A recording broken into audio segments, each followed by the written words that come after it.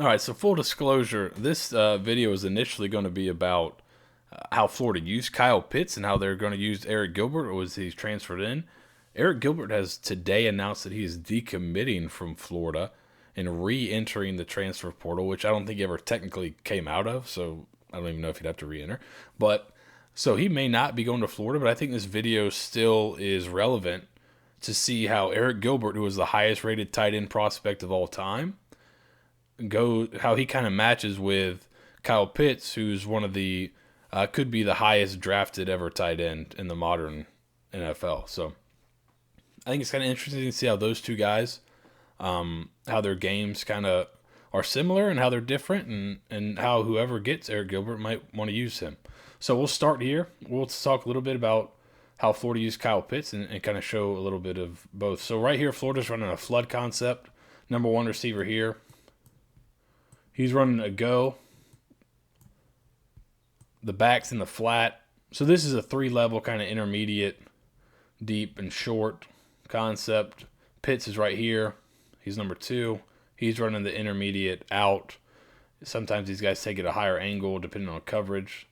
So maybe a higher angle, almost like a corner route. But it's flood. Three receivers in one area of the field. I'm flooding that area of the field with receivers. So I got 3 against 2 in this area of the field right here. So you see you have one going short.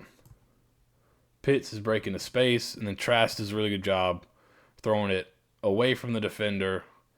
Pitts gets some depth over the top of that corner in front of, or over the top of that nickel there in front of the corner for the flood route here. LSU's going to do something similar. Just do it a little bit different. So instead of having the back in the flat, he's going to run kind of a whip. The go here. And he's still this is Arik Gilbert right there. He's still the intermediate guy. So right there, he jumps that. And now you have Gilbert behind it. Right there, in the hole in the zone. Go up, get the ball, catch it, take a hit. First down, right? Similar look here against Alabama. Again, run off. In the intermediate. Flat. So again, he's coming up here. You're hoping that number one receiver ran off the corner. If he didn't, then you can take your shot there. There's Gilbert on his out cut. So flood, that intermediate guy in the flood route, similar. Both guys are big bodies that can make plays in the red zone. We've seen more from Pitts down there, and he provides some different things. But here's kind of a in-traffic catch, right, by both guys in the red zone. Ball's kind of thrown up, goes up and gets it, takes a hit, makes a catch in traffic. Here, Gilbert in his first game, you'll see they got him.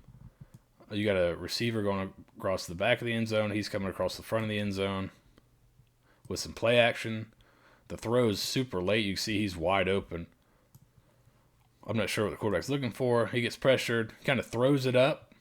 Gilbert goes up in traffic and makes the catch. So a little, not quite the same. Pitts kind of went up in high point, but that's not bad going up. Pitts went around 2 defenders, but there's still some traffic there. Gilbert goes up. He's a big body guy that can go up and get the ball in the red zone, make those plays. So here you have Florida motioning to a 4-by-1. So now I got 4 guys out here, and here is Pitts by himself, the one guy backside by himself. So he's split out by himself, motion over, run a slant. He wins, makes a nice little run after catch. Again, here's motion to him, but he can play action. I got him flexed out one-on-one, and he's good enough to win and run a slant. Really good throw, and then a really good hands catch here by Pitts away from his body. So here's Gilbert. They got him lined up down here by himself. They're just going to run a little slant, flat, super common concept. Catches it, and now he's got some run after catch ability. He's a big body that can move. That's why he's so highly rated. Good route runner, good hands. But you see that, see catches on the run. Here, this is kind of like an under. we'll kind of classify it in like kind of the same slant window. But again, 4th and 5. He's split out wide, and he can win and use that big body to post up. And then here, you see that run after catch ability. He's really a freak of nature. And wherever he goes is getting a really good one. This is something Florida like to do a lot with Pitts. So he's the nub tight end, so there's nobody else out here. So he's number 1 out here. There's nobody else. You see they got 3 receivers down here. He's going to run the corner. The back's going to get out to the flat. It's basically just smash, the same read as smash, which would be typically a hitch in a corner. You're high-lowing out here. So he's got the corner out. Good anticipation here by Trask. He throws it to an area. Pitts wins the corner out pretty easily. You see right here, Arik Gilbert, nub tight end. He's the number 1. There's nobody else outside. Flat. Corner.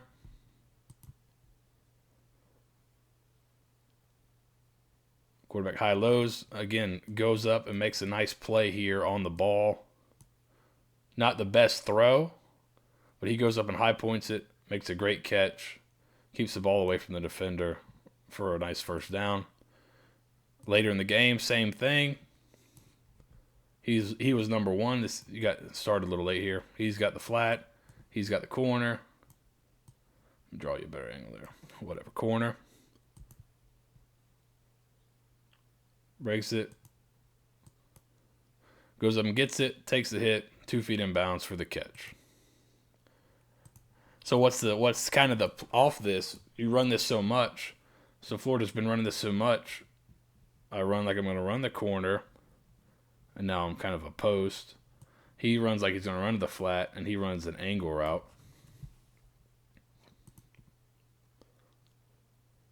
And you win one-on-one. And then this is where Pitts is different. He just runs away from dudes. And this is a pretty good corner that might get drafted.